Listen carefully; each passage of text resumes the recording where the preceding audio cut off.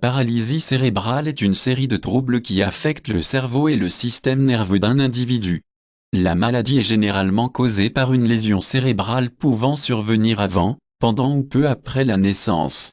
Comme le cerveau se développe encore, les symptômes d'infirmité motrice cérébrale chez les enfants n'apparaissent souvent pas avant l'âge de 2 ou 3 ans, mais peuvent apparaître dès 3 mois après la naissance. La paralysie cérébrale chez les enfants peut être classée comme spastique, athétoïde, ataxique ou mixte. Les caractéristiques de la paralysie cérébrale chez les enfants sont les suivantes: troubles de l'appel, retard mental, troubles de la vue et de l'ouïe, et convulsions. Environ une naissance sur 500 entraîne une paralysie cérébrale chez l'enfant. La variété spastique est la plus répandue chez plus de 70% des enfants atteints de paralysie cérébrale.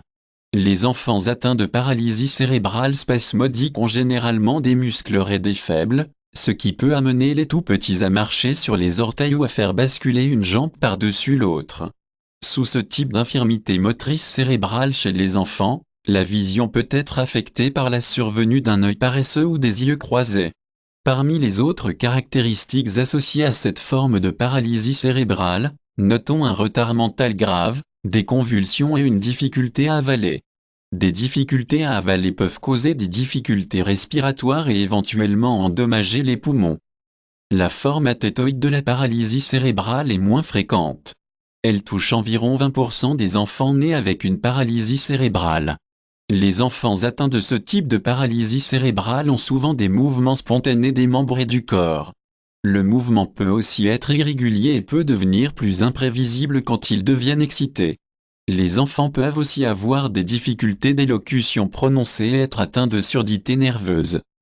La forme ataxique de la paralysie cérébrale est la moins courante, touchant près de 5% des naissances de paralysie cérébrale. Les enfants atteints de cette maladie souffriront de faiblesse musculaire et de tremblements. Les tout-petits marcheront de manière erratique, souvent avec les jambes écartées. De nombreux enfants souffrent également d'une combinaison de 2 types de paralysie cérébrale. La plupart du temps, les enfants présenteront les caractéristiques liées à la paralysie cérébrale spastique et athétoïde. Lorsque les enfants présentent une combinaison de 2 formes de paralysie cérébrale, ils présentent généralement un retard mental grave. Les tout-petits nés prématurément doivent être surveillés de près pour voir s'ils développent des caractéristiques de paralysie cérébrale. Les enfants atteints de paralysie cérébrale ont souvent une intelligence moyenne ou supérieure à la moyenne. Cependant, leur capacité à afficher leur intelligence peut être entravée par des difficultés à verbaliser.